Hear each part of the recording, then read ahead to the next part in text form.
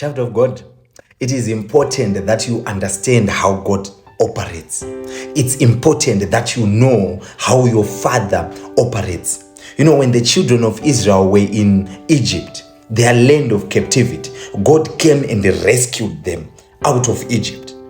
And when they were walking in the desert, the Lord sustained them. He preserved their lives.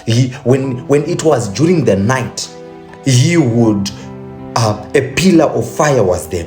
During the day, there was a cloud, so that they would not be scorched by the sun. When they were hungry, there was manna which was provided. Water He would provide, even if it meant that it was coming out of the water, the Lord would provide. But I want you to pay attention to something. The war started when they entered Canaan.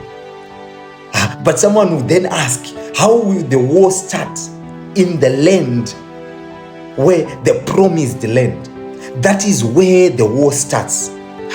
Child of God, I want to tell someone today that when you get it, when you reach that point where you are saying, now I am successful, that is where the war starts.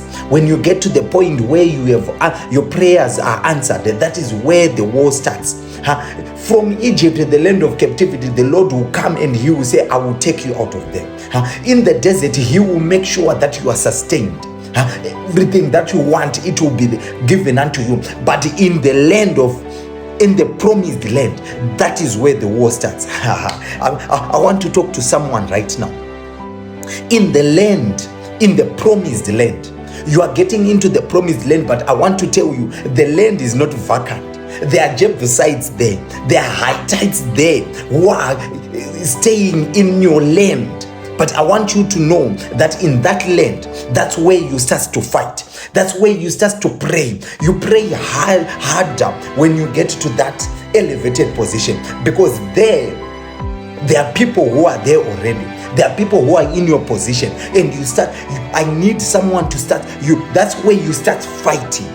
You start fighting when you get to that point where you are saying, the Lord has answered my prayer. In the land, in the promised land, that's where the war is.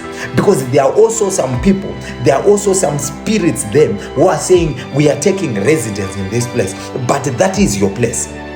That is your promised land. And in that promised land, oh Joshua, you need to stop the sun. Oh Elijah, there is a point where the hand of the Lord will come, and then you need to guard your loins. Elijah, you need to wake up and eat, for the journey is long.